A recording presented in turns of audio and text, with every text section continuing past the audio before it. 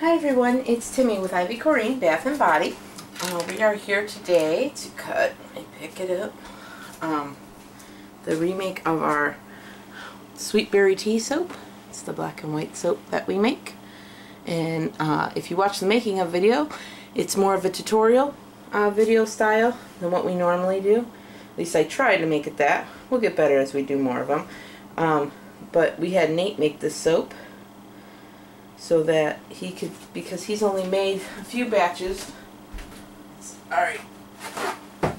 Paper towel. He's only ever made a few batches of soap, so he's not super experienced at it. So I thought if he was doing it, it would give me the ability to kind of look at how he's doing things and how I think he should be doing things, to give you guys some pointers. Plus there is two free recipes at the bottom of that video.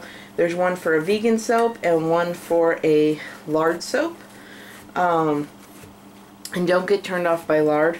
I know I was for a long time, and still most of our soaps are predominantly vegan, just because it seems to be what my customers around here prefer. But I do have quite a few people asking for lard soaps now, so we will probably incorporate some more of those.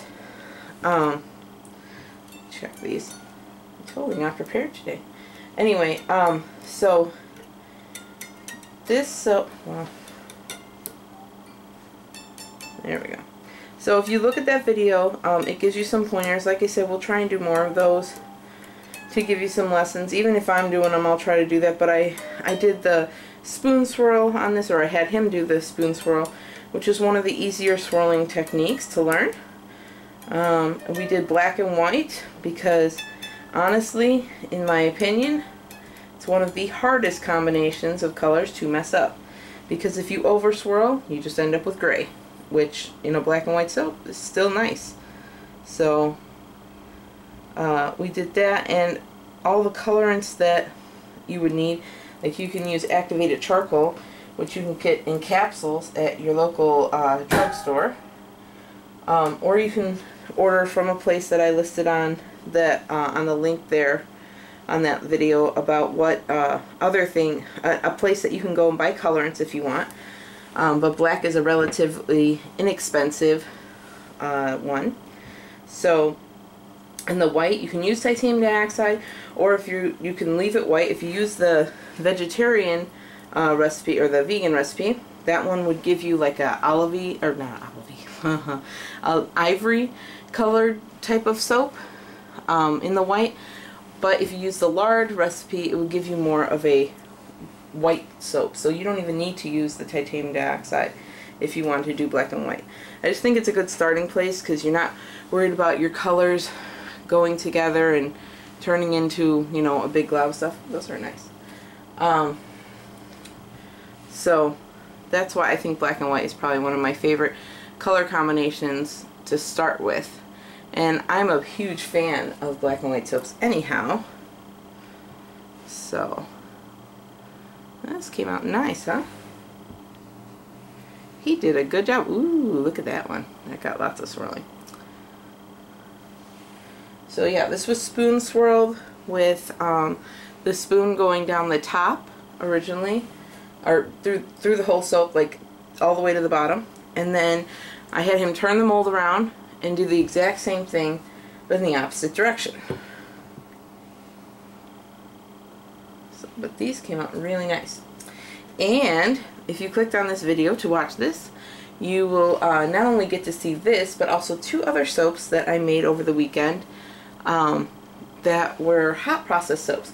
Now I have not filmed me making a hot process soap yet because it is a very lengthy process. It takes anywhere between 2 to 2.5 hours to make, and so I have not as of yet done any of those videos just because it's a lengthy process. I will try to incorporate one so you guys can see how I do that. But basically the difference between the soap you watch me do now, that's cold process soap, so that means the soap goes together and has to sponify in the mold, and then you wait 4 to 6 weeks before you use the soap because it's got to lose some of its water, and it, you know, make sure it's fully sponified and everything else. And the hot process soaps we cook in a crock pot. I believe some people do it in an oven and some people can do it on the stove. I prefer a crock pot. I feel it gives me a little bit more control over the heat. But you can do those, sorry, one second. But when you're hot processing, you're basically cooking the soap to completion. So your time for how long you have to wait until you can use that soap, it's my sample bar that I'll be cutting down, is only, I wait, you know, some people wait 2 weeks, some people wait 4 days, but it's, when you put it in the mold, as soon as it hardens, it's ready to use. I even always scrape the sides down of my crock pot, and whatever is left there, I kind of wad it up into a ball, and I'll use it as soon as it's done just to see how it bubbles up and everything. So, but we have 2 of those today that we're going to cut right now. Ooh, I like that one too. And those are our hot process soaps. And the first one we're going to do is a pine tar soap. This is my first time ever making a pine tar soap. I was very nervous because, I don't know, the thought of putting tar in the soap, I just kept thinking like it was going to be so thick and it would be so hard to work with, but it really wasn't. I mean, it made the soap a little thicker, but it wasn't at all horrible. Now, I have heard people trying to cold process that soap, and it does become very gloopy very quickly, and you have to just, you know, thing is, between hot process and cold process soap is a look, and you'll see right now. I don't know if I've ever showed you one of these, but this is our pine tar soap. It's more of a rustic looking soap because you're putting it in the mold at the end. Ooh, nice shadow.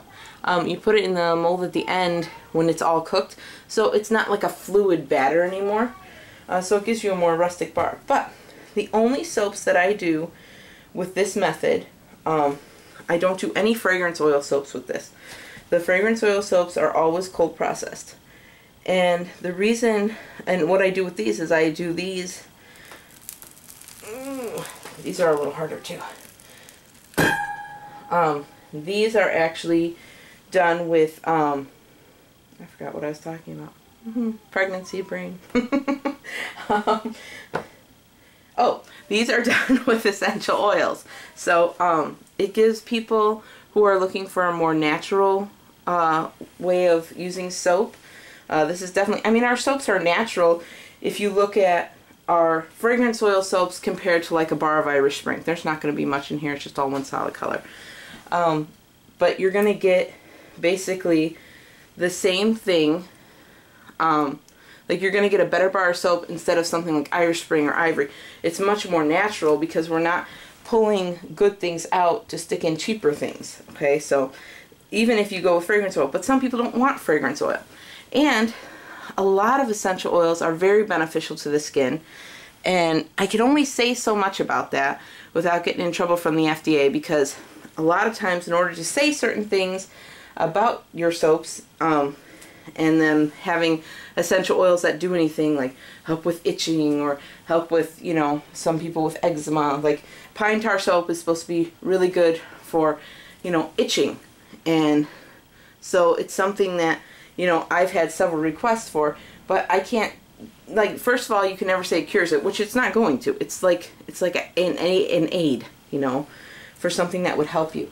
But it's not something that's going to cure. It's not a medicine, you know. It's just, it's like putting a lotion on when you have dry skin. Well, now I don't have dry skin at the moment because I just put lotion on.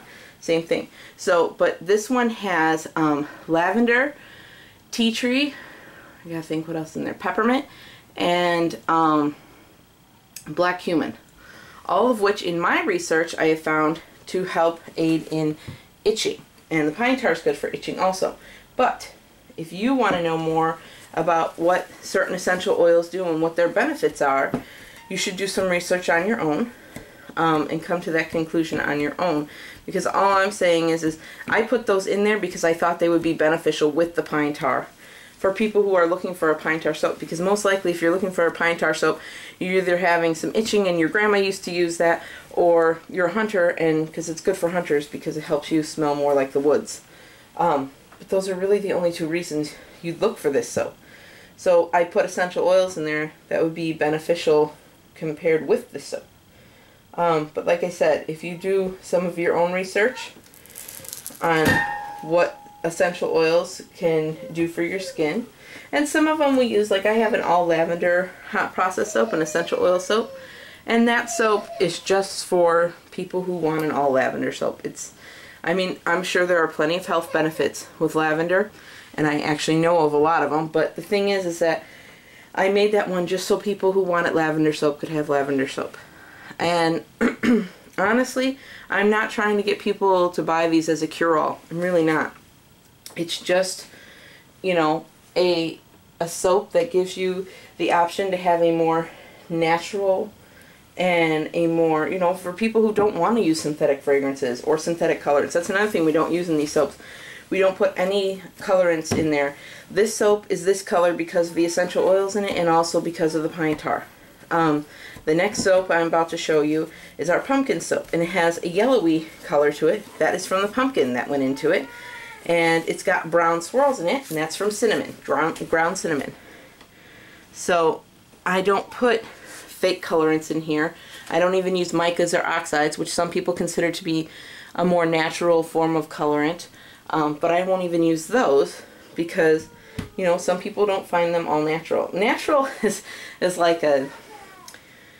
There's so many people who say, oh, my soap's all natural, but like if you look at, okay, we all have to use sodium hydroxide or lye in our soap. It's the only way to create soap. It's the only way. People who make Irish Spring, Ivory, Dove, that's how they make soap too. You cannot make soap if you don't use lye or sodium hydroxide, same thing.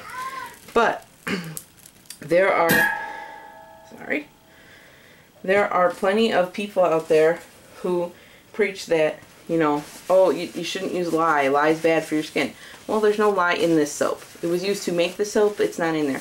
I know that's not what I was talking about, but I totally spaced on what I was actually saying. So that's what I'm going to go with right now. But anyway, here's the pumpkin spice. This is our pumpkin oat spice soap because this has, oh my gosh, I am so in love with this smell. This has fresh pumpkin in it. It is, oh, and this one and the pine tar soap are both made with coconut milk too. So this has fresh pumpkin, it has ground oatmeal in there, it has the cinnamon, and then the essential oils in this one are clove, cinnamon, what else did I put in there? Rosemary and, there was one more. Clove, cinnamon, rosemary, and something else. I don't remember. I'll have to think about that. If I remember, I'll tell you. But it basically, I was looking for like a fall scent.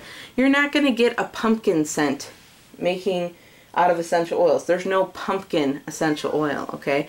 There's a small hint of pumpkin in this, just from the fresh pumpkin. I don't know that that will stay. It may, but it may go away. But the spiciness of it, it just smells like fall. And it's got just enough essential oils in there to give you that beautiful fall scent, but like with cinnamon and clove essential oils, you have to be careful with how much you use because it can be irritating to the skin.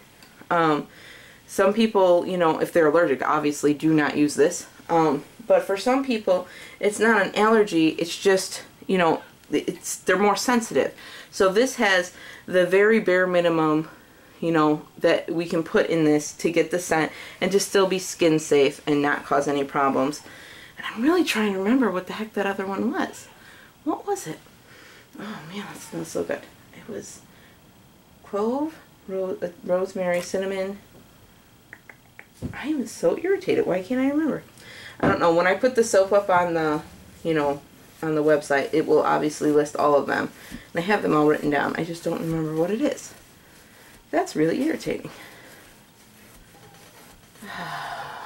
My brain has been like needing a recharge or something. I don't know what is going on with me. I mean, I'm sure it's because of my pregnancy, or maybe it's just because I'm very busy right now. I'm trying to catch up on all the stuff I didn't do when I initially got pregnant and I was sick as a dog. But yeah, things, I get them in my brain and I want to say them, and then by the time they make it their way to my mouth, I've forgotten what I was talking about. So I apologize. I'm going to sound a lot like I'm just rambling on and on and on. I'm so sorry. I can't remember what that other is. That's going to drive me nuts. Ooh, that's cool. Look at, see, that one got like a nice swirl from the cinnamon. I just put a little bit of cinnamon in there just to swirl it in, just to have some different color in there. And it feels so good when you're washing with these bars. Like I said, I scrape it, you know, off the sides of the crock pot to make myself a little piece. And oh my goodness, it smells so good. And it leaves your hands like with this like warm, spiced, you know, scent to it. And then the cinnamon in there, it doesn't scrub your skin.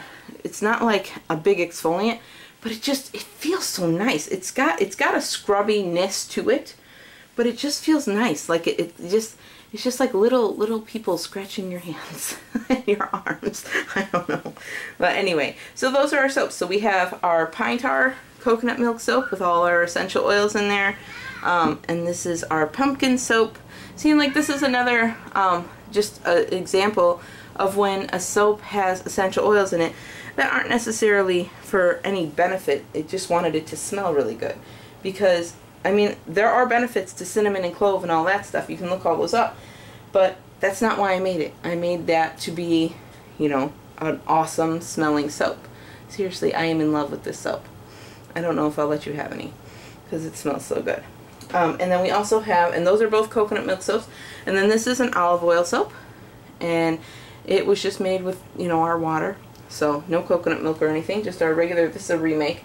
We have remade that one several times now. I don't think that one will be going anywhere unless one day they tell me I can't have that fragrance anymore. So, alright, I'm done rambling. If you have any questions or comments, don't forget to leave them down below. I will do my best to answer them for you. If you want to see the making of video of this, I will try to remember to link that video to this video, so that if you want to learn how to make soap, that'll give you a few pointers.